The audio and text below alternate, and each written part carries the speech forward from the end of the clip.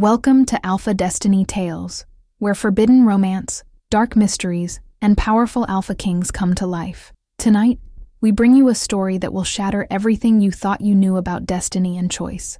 Imagine being 18 years old, invisible to the world, working as a servant in the shadows, until the most powerful Alpha King in existence walks into your life and chooses you as his queen. Not the beautiful nobles, not the perfect Omegas displayed before him like prizes. You, the girl with no scent, the girl no one ever noticed. But here's the twist that will leave you breathless. On your wedding night, he reveals the devastating truth about why he chose you, and it has nothing to do with love. Are you ready to discover what happens when an ancient curse, a forbidden bloodline, and an impossible choice collide under a blood moon? Then stay with me, because Alara Winters is about to learn that sometimes being chosen isn't a blessing, it's a death sentence. Before we dive into this forbidden tale, if you're loving the tension already, hit that subscribe button and smash the like.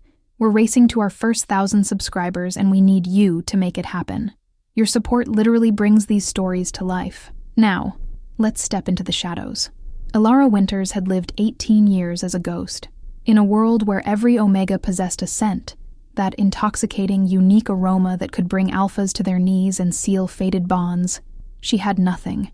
No scent meant no attention, no suitors, no future beyond the stone walls of the castle kitchens where she scrubbed floors and carried water buckets that left her hands raw and bleeding. The other servants whispered about her when they thought she couldn't hear. The broken Omega, they called her. Nature's mistake. She learned to keep her head down, to move through the corridors like a shadow, to make herself so small that even the mice paid her no mind. Her silver-white hair, which should have marked her as special, she kept braided and hidden beneath a rough woolen scarf. Her violet eyes, which sometimes flashed with silver when her emotions ran high, she kept downcast, studying the cracks in the ancient flagstones as if they held the secrets of the universe. In a way, invisibility became her superpower. While the noble families paraded their Omega daughters like prized possessions during the seasonal gatherings, adorning them with jewels and perfumes, teaching them to enhance their natural scents with oils and incense, Alara simply existed.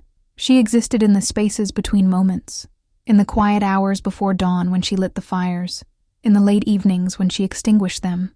She had convinced herself that this was enough, that safety in obscurity was better than the alternative.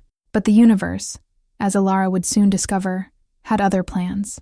The day everything changed began like any other. The castle had been in chaos for weeks, preparing for the arrival of Alpha King Kael Shadowthorn. Even Alara, tucked away in her servants' quarters, had heard the whispered rumors that spread through the kingdom like wildfire. He was coming to choose a bride. The Alpha King, ruler of the Shadowthorn Kingdom, guardian of the Northern Territories, commander of the largest pack in existence, 247 years old and still unmated. The stories about him were the stuff of nightmares. They said his eyes glowed red when his wolf took control. They said he had fought in the Great War and emerged victorious against impossible odds. His body covered in scars that told stories of battles no ordinary wolf could survive. They said he had killed his own father to claim the throne when the old king had gone mad with power. And they said, in hushed tones, always checking over their shoulders, that he was cursed, that something dark lived inside him, something that made him immortal but damned. That's why he'd never taken a mate. That's why he'd waited centuries. Because whatever curse bound him required something specific, something rare, something he'd been searching for across generations. Alara had dismissed these tales as the fantasies of bored servants, until the morning she was summoned to the throne room along with every other woman in the castle between the ages of 16 and 30. She stood at the very back of the gathering, pressed against the cold stone wall, her worn servant's dress a stark contrast to the silk and satin gowns of the noble ladies who preened and postured at the front. The throne room had been transformed. Hundreds of candles cast dancing shadows across the vaulted ceiling. The scent of exotic flowers, imported at great expense to showcase the noble Omegas, hung heavy in the air, making Alara's eyes water. And then he entered. Alpha King Kael Shadowthorn walked into that throne room like a storm given human form, and every woman present felt it, a pressure in the air, a electricity that made the hair on their arms stand on end, a primal recognition of power that transcended logic and reason. He was massive, easily 6.5 feet tall, with shoulders that seemed to span the width of the doorway. His black hair, shot through with strands that caught the candlelight like obsidian, fell to his shoulders in waves that suggested he cared little for courtly fashion. His eyes, those legendary golden eyes with their amber depths, swept across the assembled women with an intensity that made several of them gasp audibly. He wore black, everything black, a long coat that fell to his knees, intricately embroidered with symbols Alara didn't recognize. Beneath it, a shirt unlaced at the throat, revealing the beginning of a scar that disappeared beneath the fabric. At his side, a sword that looked ancient and lethal in equal measure. But it was his face that truly captured attention. Brutal beauty, her mind supplied. Sharp cheekbones, a strong jaw marked by a scar that ran from his left ear to his chin. Lips that looked like they'd forgotten how to smile centuries ago. He looked like violence and power wrapped in skin, like something that had been carved from darkness itself and given breath. And he looked bored, spectacularly, devastatingly bored. The ceremony began. One by one, the noble Omegas were presented. The daughter of Lord Blackwood, with hair like spun gold and a scent of honeysuckle so potent that several alphas in the King's Guard visibly stiffened. Kyle barely glanced at her. The twin daughters of House Riverstone, famous throughout the kingdom for their beauty and their rare matched sense of rain and earth. Kyle waved them away before they'd finished their curtsy. This went on for an hour, 2 hours. Alara watched as hope turned to confusion to desperation.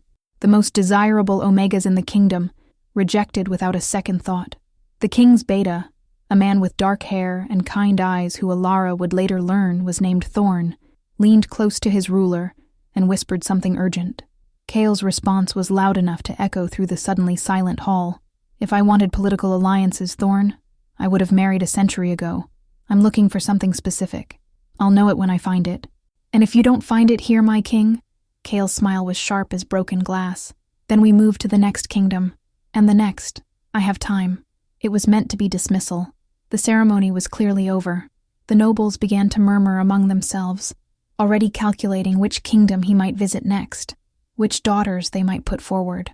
Alara started to edge toward the servants' exit, grateful to escape back to the familiar safety of the kitchens. She was 3 steps from the door when it happened. Stop.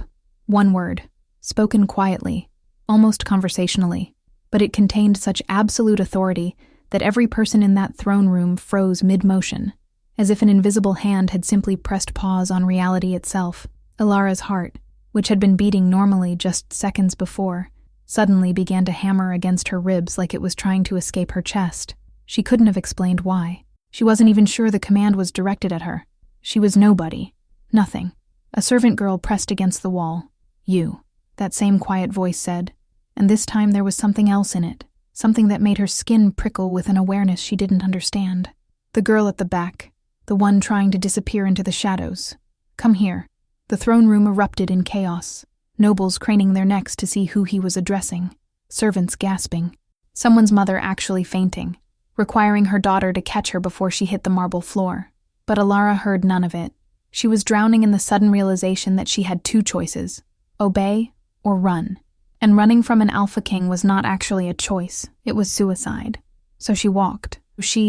Each step felt like moving through honey, time stretching impossibly as she navigated through the crowd that parted for her like water, their faces a blur of shock and confusion and, in some cases, barely concealed disgust. The broken Omega, the girl with no scent. What could the Alpha King possibly want with her? She kept her eyes on the floor, counting the stones beneath her feet. 1, 2, 3, 4. She would look up when she reached him. She would face whatever this was with dignity. She would not cry. 5, 6, 7, 8. And then she was there, standing before the throne, and she had no choice but to raise her eyes. The impact of meeting Kale Shadowthorn's gaze was physical. Those golden eyes locked onto hers with an intensity that made everything else in the room simply cease to exist.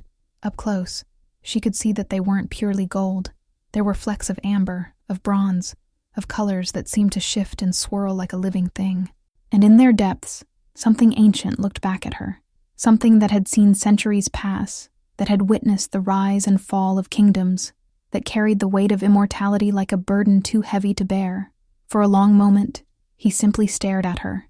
Then, to her absolute shock, he leaned forward, his massive frame leaving the throne as he moved closer, close enough that she could see the individual scars that marked his bronze skin, close enough that she could smell him, cedar and smoke and something wild, untamed, that made her pulse race for reasons she didn't want to examine. "What's your name?" His voice was different now, softer, but somehow more dangerous for it.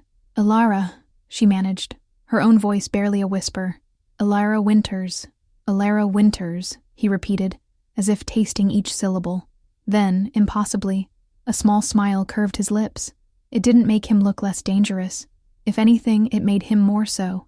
"Well, Alara Winters, I've been searching for you for 200 years. The words hung in the air like a blade about to drop.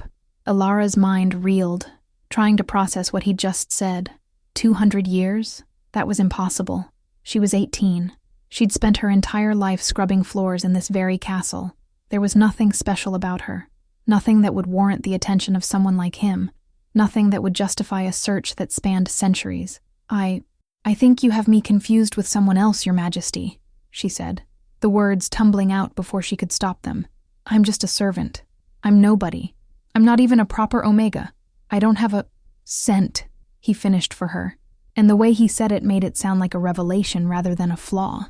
"You don't have a scent because you're not a common Omega, Alara Winters. You're something far more rare, far more valuable." He stood then, rising to his full, intimidating height, and the entire room seemed to shrink in response to his presence. When he spoke next, his voice carried to every corner of the vast hall, a proclamation that would change the course of not just Alara's life, but the fate of kingdoms. "She will be my queen. We marry tonight, under the blood moon. Prepare the ceremony." The throne room exploded, nobles shouting their objections, the king's own council members rising from their seats in protest, Lady Blackwood's daughter actually screaming, a sound of pure fury and disbelief. Through it all, Cale never broke eye contact with Alara, and in his ancient golden gaze, she saw something that made her blood run cold and hot simultaneously. Inevitability. This was happening. This was real, and there was absolutely nothing she could do to stop it. They gave her 3 hours to prepare, 3 hours to transform from a servant into a queen.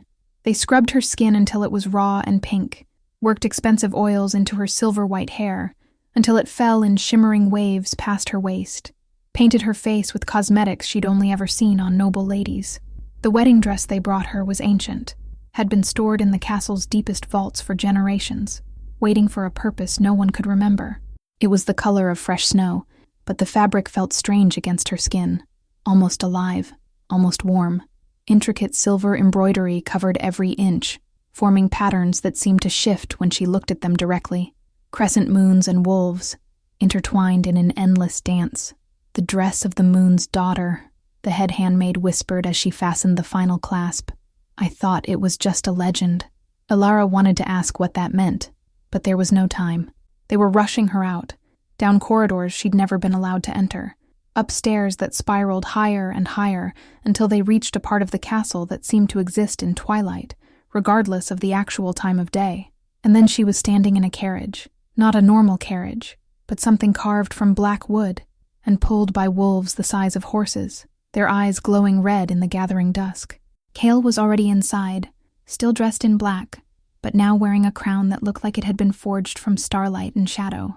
He didn't speak as the carriage began to move, didn't explain, just watched her with those impossible eyes while the castle fell away behind them, and the forest rose up on either side, ancient trees that seemed to lean in as they passed, as if listening to secrets whispered on the wind. The ceremony was held in a clearing Alara had never known existed, though she'd lived in this kingdom her entire life, a perfect circle of standing stones, each carved with runes that glowed faintly in the darkness. The moon was rising, and it was red, blood red, exactly as the old story said it would be during times of great change, of destiny being written. Hundreds of wolves surrounded the circle, not humans who could shift into wolf form, but actual wolves, massive and wild, their eyes reflecting the moonlight as they watched in absolute silence. In the center of the circle stood a woman who looked ancient and ageless simultaneously. Her gray hair shot through with silver, her eyes the color of storm clouds. She wore robes of deep purple, and when she spoke, her voice seemed to echo from everywhere and nowhere. "We are gathered under the blood moon to witness the binding of souls," she began, And Alara realized with a jolt that this wasn't going to be a normal ceremony.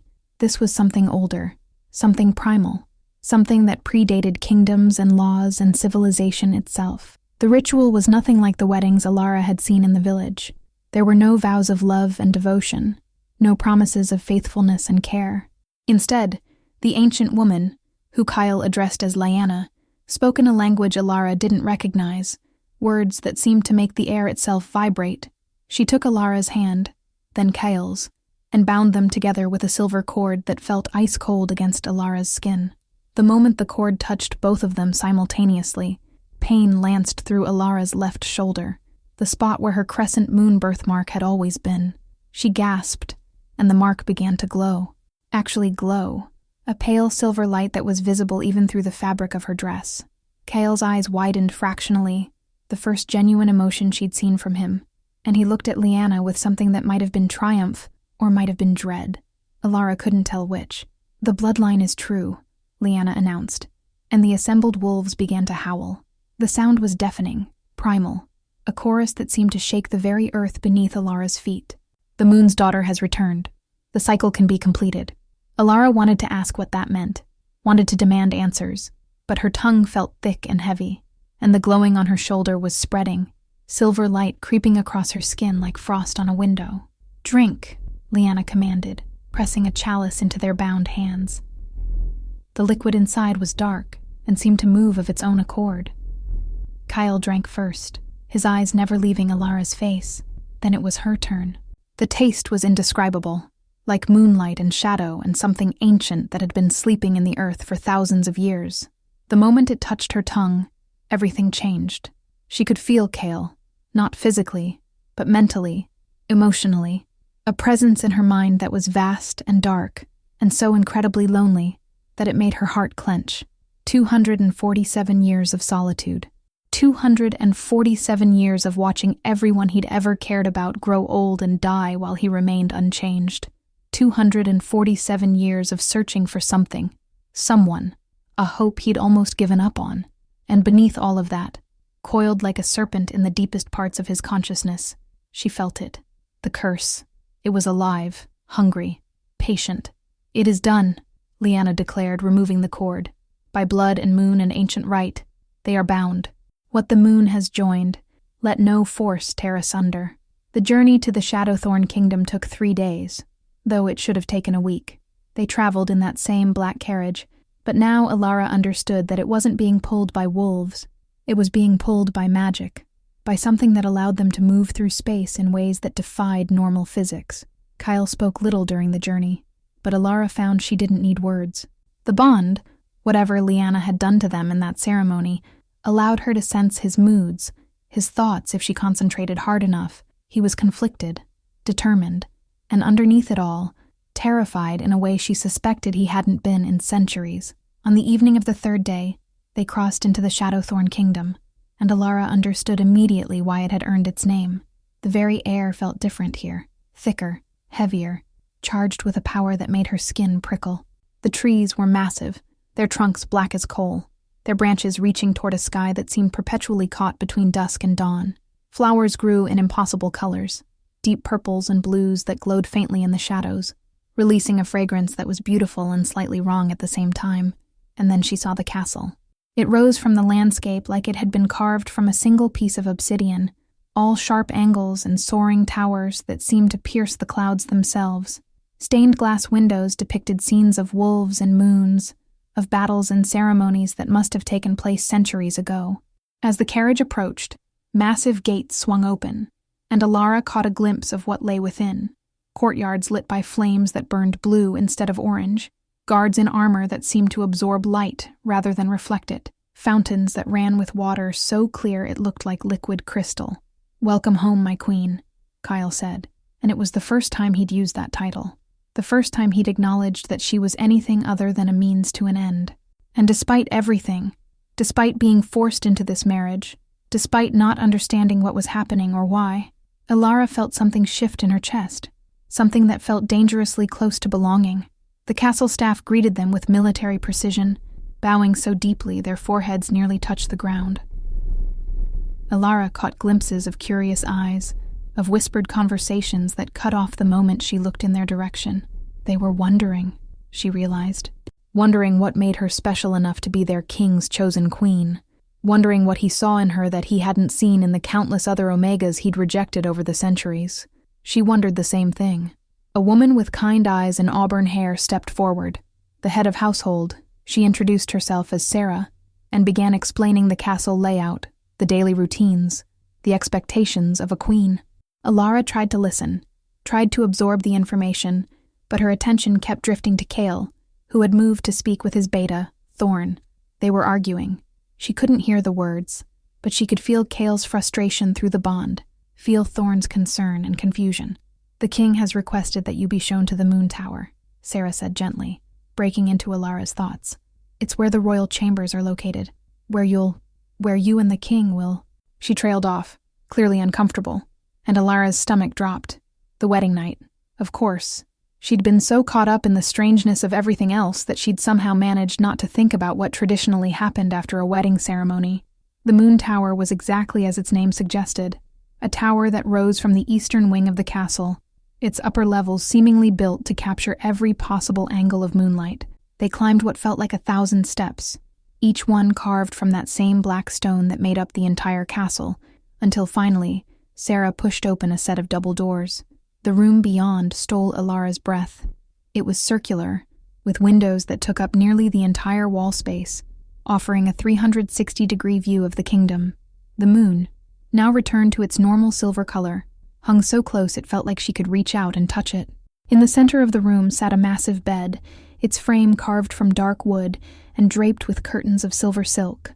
A fireplace crackled with those same blue flames she'd seen throughout the castle, casting dancing shadows across walls hung with tapestries depicting lunar cycles and wolf transformations. Candles floated in the air, actually floated, suspended by some magic Alara couldn't begin to understand, their light soft and warm.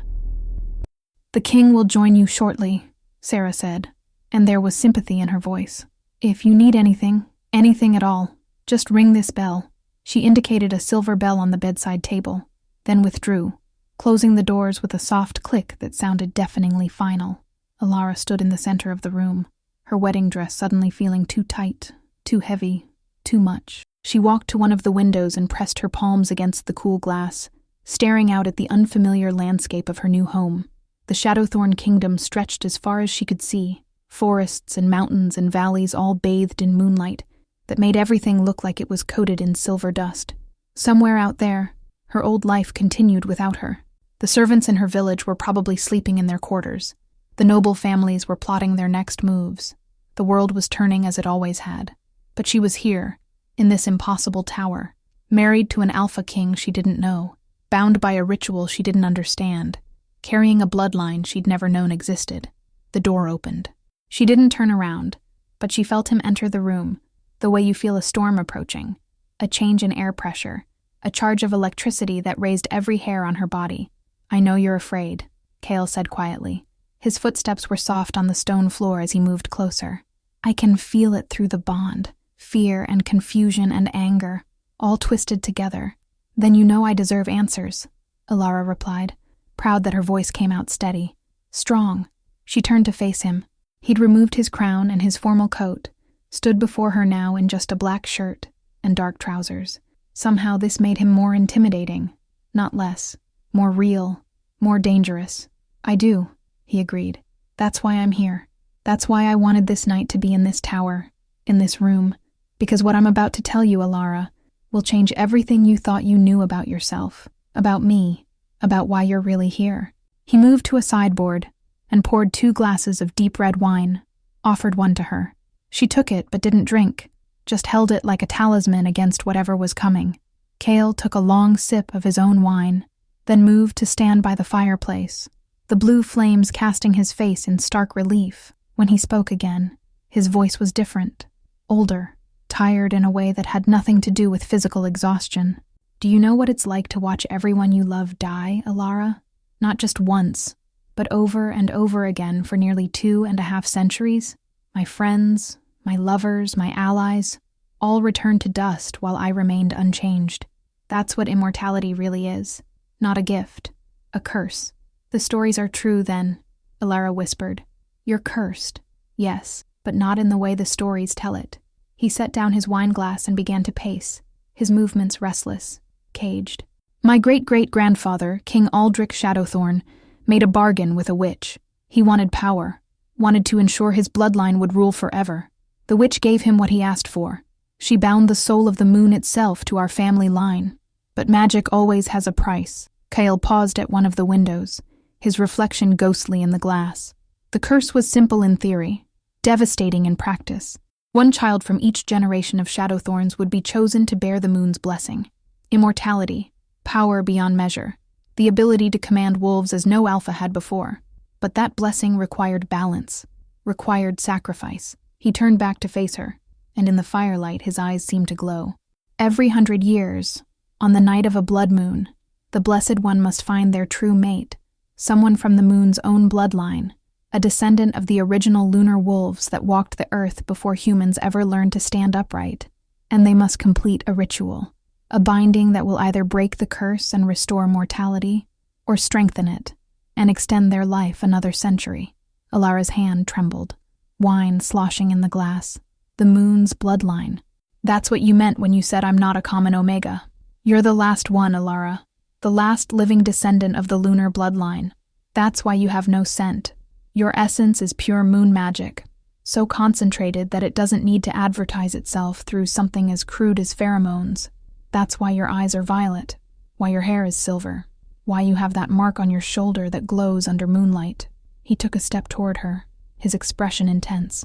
I've spent 200 years searching for you. Well, not you specifically, but someone like you. The last 5 blood moons passed without a suitable mate, and each time I failed to complete the ritual, the curse grew stronger. Now it's reached a critical point. This blood moon, the one we were married under, was my last chance. Last chance for what? Ilara demanded, though part of her already knew the answer. Kale's jaw clenched. To break the curse or to seal my fate. The ritual can go one of 2 ways. The first way is the path every one of my cursed ancestors chose before me.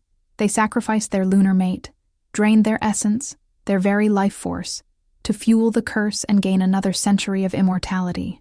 The second way, he paused, and she saw something flicker across his face, something that looked like hope and fear intertwined. The second way requires something no Shadowthorn has ever been willing to give: true love. A genuine bond between the cursed and the lunar descendant. If we can form a real mate bond, not forced, not faked, but absolutely authentic, the curse can be broken. Both of us can be free. Ilara's mind reeled. So you chose me, brought me here, married me, all to potentially drain my life force and gain immortality, or to force me to fall in love with you so you can break your curse. Either way, I'm just a means to an end. The words came out harsh, bitter, but she didn't care. Everything made sense now. The urgency, the lack of courtship, the binding ritual that had connected them before they'd even had a real conversation. She wasn't a queen. She was a sacrifice, or a tool. Both options were equally horrible. Yes, Kale said bluntly, and she almost respected him for not lying. That's exactly what you are. I won't insult your intelligence by pretending otherwise. I chose you because of what you are, not who you are. I married you because the blood moon gave me no choice. The ritual is already in motion. We have until the next full moon, 30 days from now, to complete it one way or another. He crossed the room in 3 long strides, stopping just inches from her.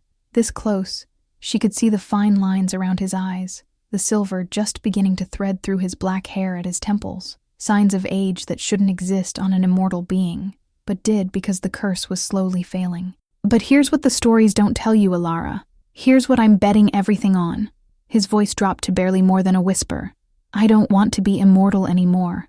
I don't want another century of this existence. I've been searching for a lunar descendant for 200 years, yes, but not to sacrifice them. To save them. To save us both. He reached out slowly, giving her time to move away if she wanted, and gently touched the spot on her shoulder where her mark was. Even through the fabric of her dress, she felt it. A jolt of energy, of recognition, of something that felt like 2 pieces of a puzzle clicking together. I've spent the last century researching, learning everything I could about the curse and the counter-curse. I've consulted with witches, warlocks, ancient spirits that most people think are myths, And I found something. A loophole in the original spell. His golden eyes bored into hers. The curse can only be broken by true love, yes. But here's the thing about true love.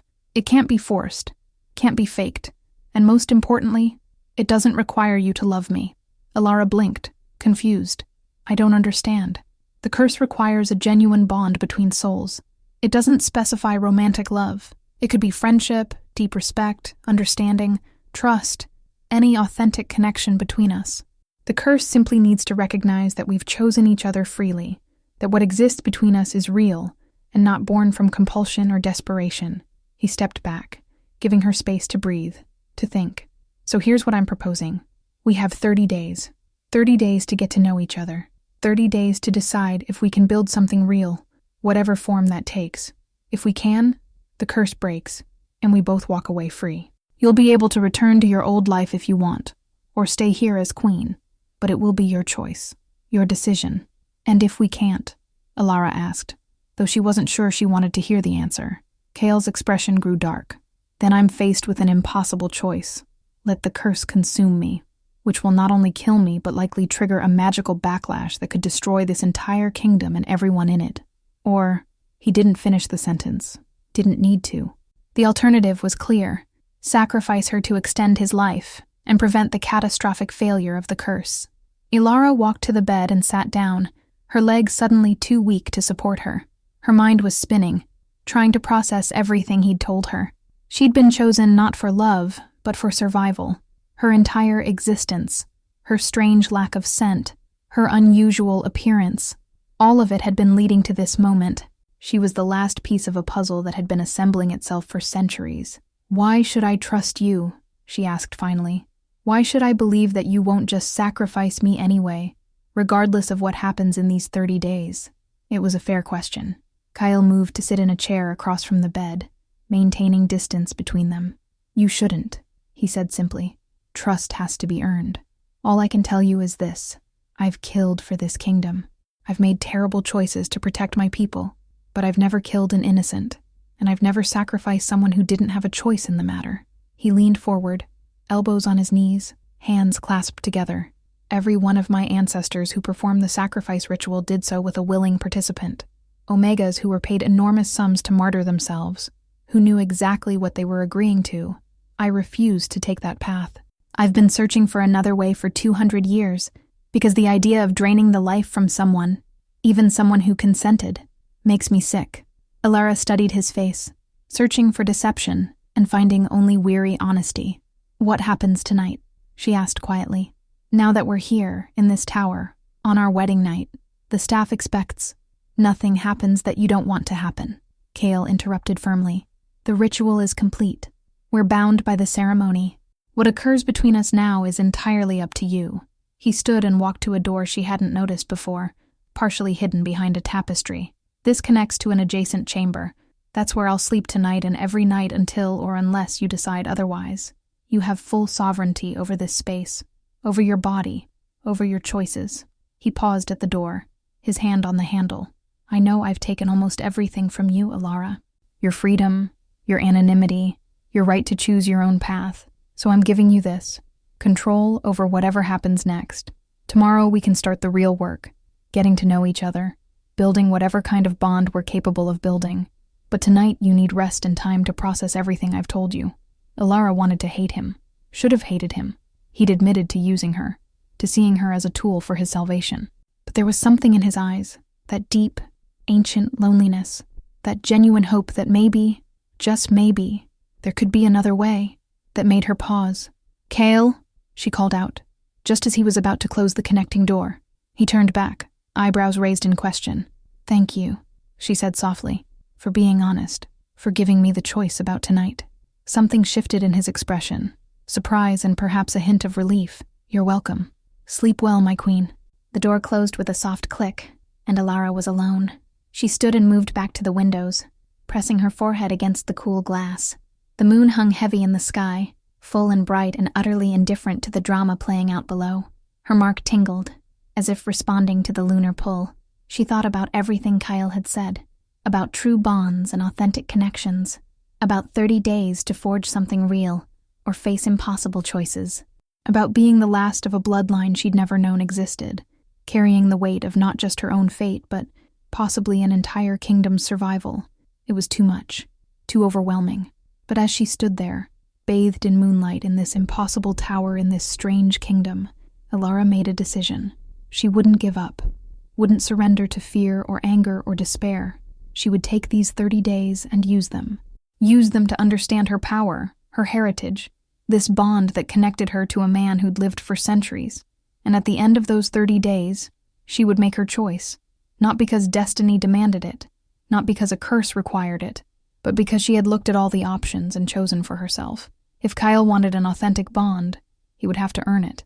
And if he couldn't, well, she'd face that when the time came.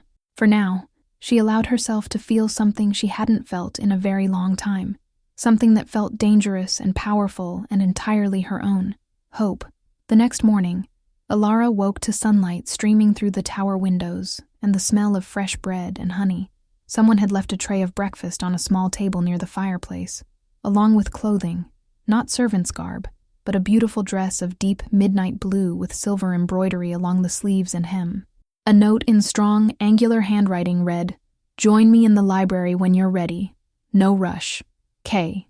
She took her time getting ready, partially because everything in this tower was so luxurious compared to her previous life that she wanted to savor it, and partially because she needed to steel herself for whatever came next. When she finally made her way down from the moon tower, with the help of a young servant girl who appeared seemingly out of nowhere to guide her, she found the library to be a massive room filled with books from floor to ceiling, tall windows letting in streams of golden morning light. Kale sat at a large oak table covered in ancient texts and scrolls, his hair tied back, sleeves rolled up to reveal those glowing runes on his forearms. He looked up as she entered, and something in his expression softened. "You look well rested," he observed, gesturing to the chair across from him. "I thought we could start here, with knowledge, understanding what you are, what I am, what this curse actually means." Over the next hours, Kale walked her through the history of the Shadowthorn curse, showed her texts written in languages she couldn't read, but that he translated with patient care.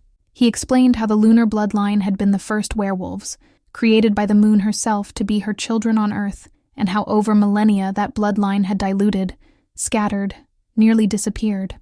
He showed her images of the moon's daughter from ancient prophecies, silver-haired, violet-eyed, bearing the crescent mark. Every single one could have been her ancestor. "Your lack of scent," he explained, running his finger down a page of cramped text, "is actually a sign of incredible power. Common omegas need scent to attract and communicate with alphas, but a true lunar descendant doesn't need such crude tools. Your very presence alters the energy around you. You just haven't been taught how to access it yet. Could you teach me?" Alara asked, surprising herself with how much she wanted to know. Kale's eyes lit up, the first genuine smile she'd seen from him. "I was hoping you'd ask." The days began to take on a rhythm. Mornings in the library, learning about her heritage and the magical underpinnings of their world. Afternoons exploring the castle and its grounds, with Kyle showing her secret passages and hidden gardens that had existed for centuries. Evenings in the moon tower, sometimes together, sometimes apart, but always by choice. Kyle was true to his word. He never pushed, never demanded, never tried to force affection or intimacy. But he was there, constantly there, sharing pieces of himself in a way that felt like he was carefully unwrapping layers of armor he'd worn for centuries. She learned that his favorite place in the castle was the highest battlement, where he could see the entire kingdom spread beneath him. That he'd once been a scholar before the curse forced him into kingship. That his beta, Thorn, was actually the grandson of his best friend from 200 years ago, a man Kale had watched age and die, then watched his children and grandchildren follow the same path. "It's the hardest part," Kale admitted one evening as they sat on that battlement, watching the sunset paint the sky in shades of amber and gold. "Knowing that everyone I care about is temporary, that I'll outlive them all, it makes it easier not to care, not to let anyone close." "But you let Thorn close," Alara pointed out. "You clearly care about him." "I do, and it terrifies me." He turned to look at her, and in the fading light, his eyes seemed to hold all the colors of the dying day. "Just like caring about you terrifies me." Alara's breath caught. It was the first time he'd acknowledged anything personal between them, anything beyond the pragmatic necessity of their situation. Kale, you don't have to say anything, he interrupted gently. I'm not asking for anything. I just want you to know that whatever happens at the end of these 30 days, whatever choice you make, you've already given me something I didn't expect to find. You've given me these weeks of not being alone, of remembering what it feels like to share my world with someone. That's a gift, regardless of the outcome. They sat in silence after that, shoulders not quite touching but close enough that Alara could feel the warmth radiating from him. And she realized with a start that she was comfortable, actually comfortable, in a way she'd never been around anyone before. Days turned into weeks. Alara began to access the power Kale had talked about, discovered she could call moonlight to her hands, could soothe aggressive wolves with just her presence, could sense the emotional states of those around her through that strange lunar connection. Liana, the ancient woman who'd performed their wedding ceremony, appeared to help with her training. You're a natural, the witch observed during one session, where Alara had successfully channeled enough moon energy to illuminate an entire garden. As powerful as any lunar descendant I've read about, perhaps more so. But with the growing power came growing awareness of the curse itself. Alara could feel it now, could sense its presence in Kale like a shadow wrapped around his soul. It was hungry, patient, waiting for its due. And with each passing day, she could feel the deadline approaching, the next full moon, when the ritual would demand completion one way or another. 20 days into their 30-day arrangement, everything changed. Alara woke in the middle of the night to the sound of Kyle screaming. She rushed through the connecting door without thinking, found him thrashing in his bed, sheets tangled around him, skin slicked with sweat despite the cool night air. His eyes were open but seeing something else, somewhere else, his hands clawing at his chest as if trying to tear something out. Kale! She grabbed his shoulders, shook him. Kale, wake up! His eyes focused on her, and for a moment she saw pure terror, not in him, but reflected in what he'd been seeing. Then he collapsed back against the pillows, breathing hard. Nightmare, he managed. The curse. It shows me what will happen if I fail. What will happen to the kingdom, to the people, if the backlash occurs. What did you see? Alara asked softly, sitting on the edge of his bed without thinking about propriety or boundaries. Kale's hand found hers, gripping tight. Fire, the castle burning, people screaming, the land itself tearing apart as the curse tries to find another host, another victim. Everything I've spent centuries protecting, destroyed because I couldn't. He stopped, jaw clenched. Because I couldn't complete the ritual. Alara felt her heart twist. This was the impossible weight he'd been carrying. Not just his own immortality, but the safety of everyone he ruled. If he refused to sacrifice her, and they couldn't form a true bond, thousands would die. Tell me the truth, she said, tightening her grip on his hand. If we reach the full moon and we haven't formed that bond, what will you do? Will you sacrifice me to save them? Kale was quiet for a long moment. When he finally spoke, his voice was raw. I don't know. And that terrifies me more than anything else. Because logically, rationally, the needs of the many outweigh the needs of the few. One life for thousands. It's a calculation any good king should be able to make. He turned to look at her, and in the moonlight streaming through his windows, his face looked ancient and young simultaneously. But when I imagine actually doing it, imagine draining the life from you, from this brilliant, brave woman who I've come to. He stopped himself. I can't. I physically can't. So I don't know what I'll do. I don't know if I'm strong enough to save everyone or selfish enough to doom them. Alara felt something crack open in her chest. This was the truth of their situation, laid bare without pretense or protection. They were both trapped, she by destiny and bloodline, he by duty and curse, neither of them truly free. What if there was another way? She asked suddenly. What if we're thinking about this wrong? You said the curse requires a true bond, authentic connection. What if we're already building that and just haven't acknowledged it? Kyle sat up, his hand still holding hers. What do you mean? I mean that I don't hate you, Kyle. You took me from my old life, bound me in a ritual I didn't understand, revealed that I'm essentially a magical sacrifice. But I don't hate you. I understand you. I see you. The loneliness, the burden, the genuine desire to find another way. And I think you see me too. The real me. Not just the lunar descendant. She took a breath, committing to what she was about to say. I think we've been so focused on whether we can force a bond that we haven't noticed we've already started forming one. Kale's eyes widened. Alara, I'm not saying I love you, she clarified quickly. I'm not even sure what love is supposed to feel like, but I know that when you're not near, I find myself looking for you, that your stories about the centuries you've lived fascinate me, that watching you with Thorn, seeing how much you care despite your fear of loss, makes me respect you. That's something real. That's authentic, isn't it? Kale pulled her closer, not romantically but desperately, like a drowning man reaching for a lifeline. It is. Gods. It is. But what if it's not enough? What if the curse demands more than what we have? Then we give it more, Alara said with a certainty she didn't entirely feel but needed to project. We have 10 days left. 10 days to trust each other completely, to tear down every remaining wall, every protection, every bit of armor we're still wearing. If we're going to form a bond strong enough to break a centuries-old curse, we have to risk everything. She pulled back enough to meet his eyes. I'm willing to risk it if you are. For a long moment, Kale just stared at her. Then, slowly, he brought her hand to his lips and pressed a kiss to her knuckles. Not seductive, but reverent. You're the bravest person I've ever met, he whispered. And I've met warriors who fought armies without flinching. Fear and bravery aren't opposites, Alara replied. Bravery is being terrified and doing it anyway. Then let's be brave together. The final 10 days were unlike anything Alara had ever experienced. She and Kyle stopped holding back, stopped protecting themselves from the vulnerability of true connection.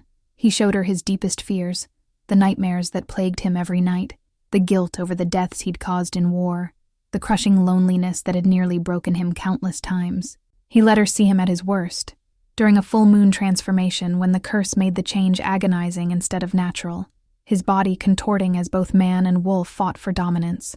She showed him her own scars, the years of being invisible, of believing she was broken and worthless, the terror she still felt about her power, about the responsibility that came with being the last lunar descendant. The nights she'd cried herself to sleep as a child, wondering why nature had made her wrong, and he held her through those confessions, made her understand that she had never been wrong. She'd just been waiting for someone who could see her clearly. They trained together, pushing her lunar abilities to their limits, while he taught her to channel the moon's energy in ways that made her feel more powerful than she'd ever imagined. They explored the kingdom together, and Kale introduced her to his people, not as a tool for breaking his curse, but as their queen, someone he genuinely respected and wanted them to know.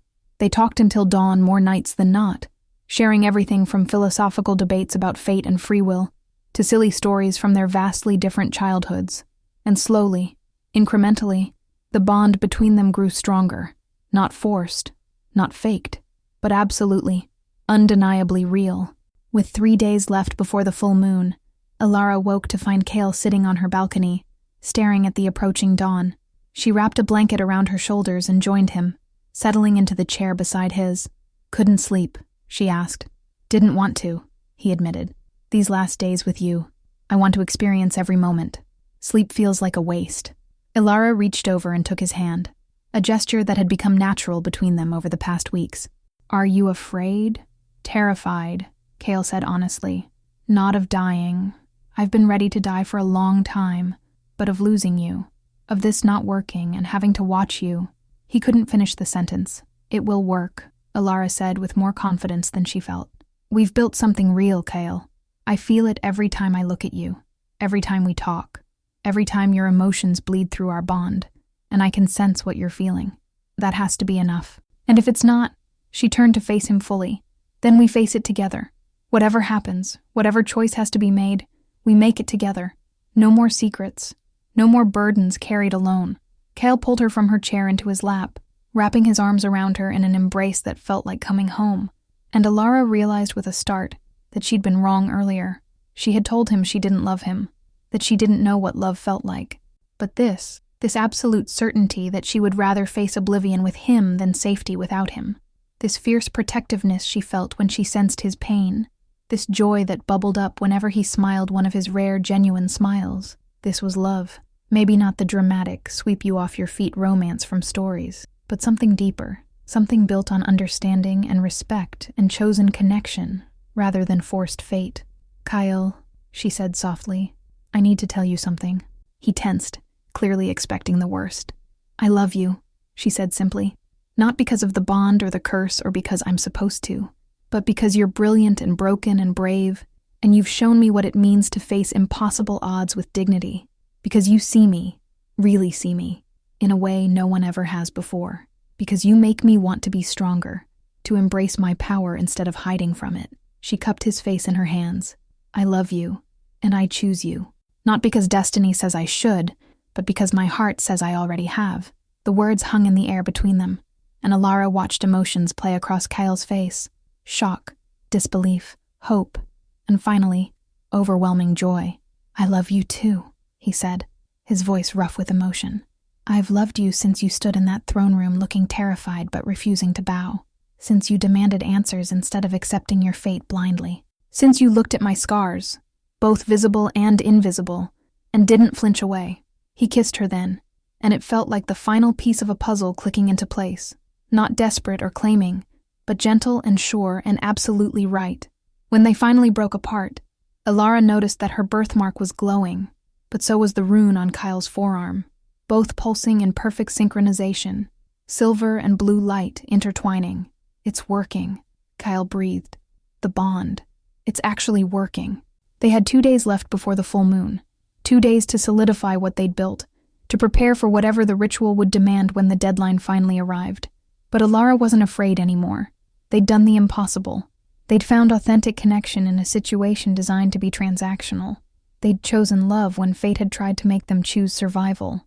On the night before the full moon, Liana arrived at the moon tower with an ancient book bound in leather that looked like it might crumble to dust at any moment.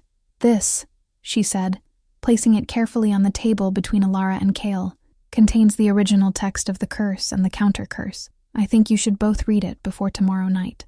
They read together, Kale translating the archaic language while Alara followed along.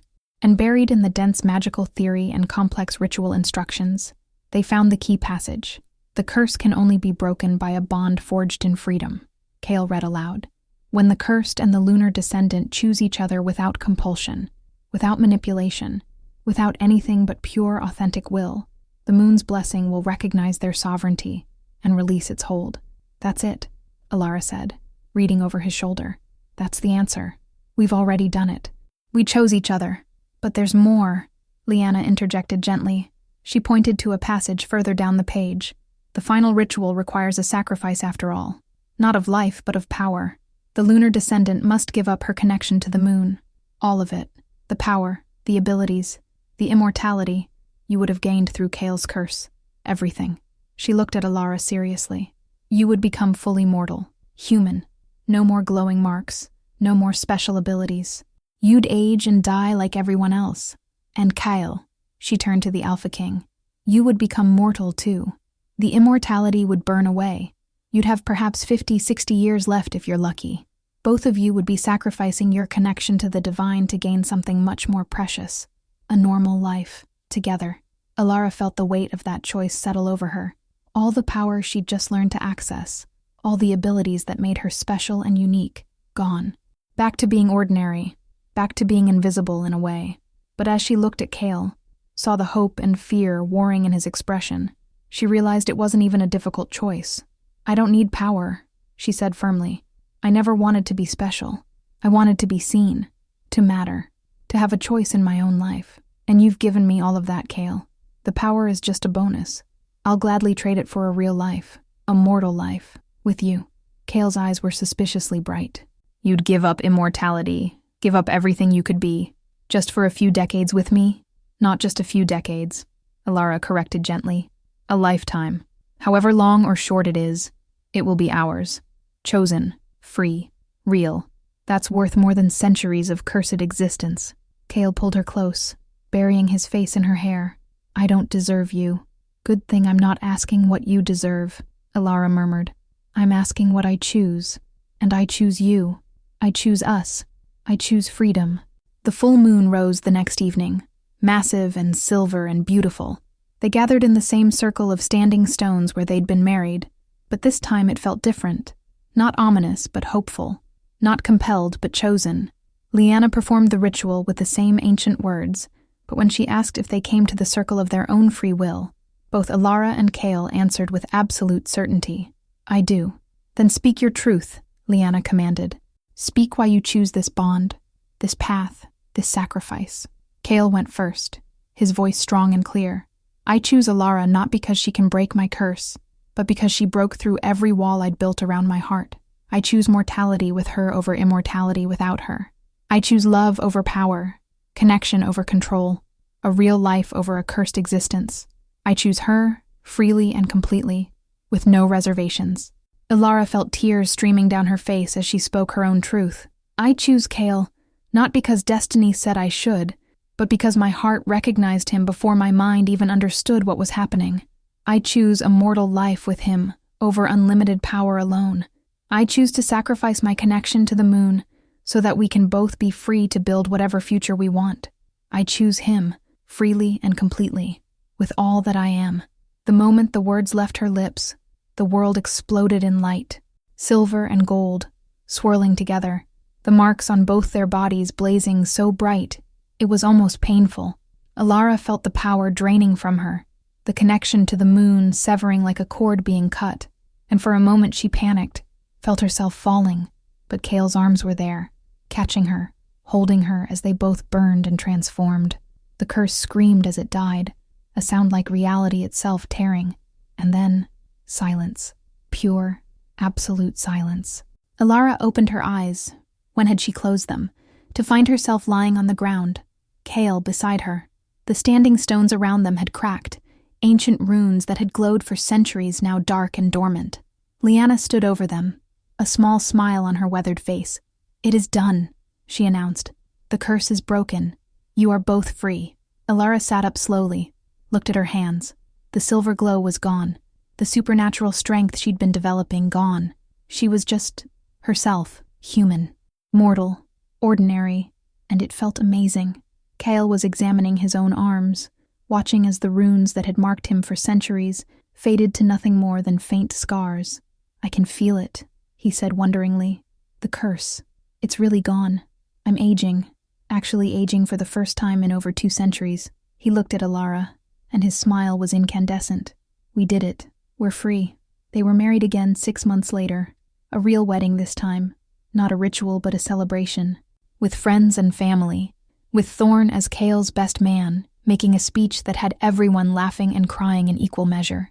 With the entire kingdom invited to celebrate their queen and king, who had chosen love over power. Alara wore a dress she'd picked out herself, simple and beautiful, and Kale couldn't stop staring at her like she was the most precious thing in the world, because to him, she was. Their life together wasn't perfect. Kale struggled sometimes with the weight of memories from centuries past, with survivor's guilt over outliving so many people he'd cared about. Alara had days where she missed the power, missed feeling special and unique, but they faced it all together, learned to grow old together, something Kale had never thought he'd experience, built a kingdom that thrived not on magic and curses, but on genuine care for its people. 5 years after the curse broke, on their anniversary, they stood on that same battlement where they'd once watched the sunset, and Kale had first admitted he cared about her. Do you ever regret it? Kale asked, his arm around her waist. Giving up the power, the connection to the moon, all of it? Alara leaned into him, completely comfortable, completely home. Not even for a second. That power made me special, but it didn't make me happy. You make me happy. Even though I'm getting gray hair and wrinkles? He teased, running a hand through hair that was indeed showing silver at the temples now. Especially because of that, Alara said firmly. Because it means you're here, really here, growing old with me like you always wanted, living instead of just existing. She turned in his arms to face him. We chose this, Kale. We chose each other. We chose mortality. We chose a real life over magical existence. And I would choose it again, every single time. Kale kissed her forehead, her cheeks, her lips. So would I. 1,000 times over. I would choose you. And as the sun set on their kingdom, painting the sky in colors that needed no magic to be beautiful, Alara Winters, once a servant girl with no scent, now a queen who'd broken an ancient curse and found true love in the process, thought about destiny and choice and the impossible things that become possible when you're brave enough to follow your heart. She'd been forced to marry an Alpha King, but she'd chosen to love him. And that choice, that single moment of deciding to build something real instead of accepting what fate had handed her, had changed everything. Because at the end of the day, The most powerful magic isn't in curses or bloodlines or divine connections. It's in the choice to love someone, to trust them, to build a life with them despite, or maybe because of, all the obstacles in your way. That's the real happy ending. Not perfection, but chosen connection. Not destiny, but decision. Not magic, but love. If this story touched your heart, hit that subscribe button. You just witnessed what happens when destiny meets free will. And trust me, there are so many more forbidden tales waiting for you here at Alpha Destiny Tales. Smash that like button to help us reach our first 1,000 subscribers. Every single one of you makes these stories possible. And remember, the greatest love stories aren't the ones written by fate. They're the ones we choose to write ourselves, even when the odds seem impossible. Until next time, keep believing in the power of choice, the strength of love, and the magic of authentic connection.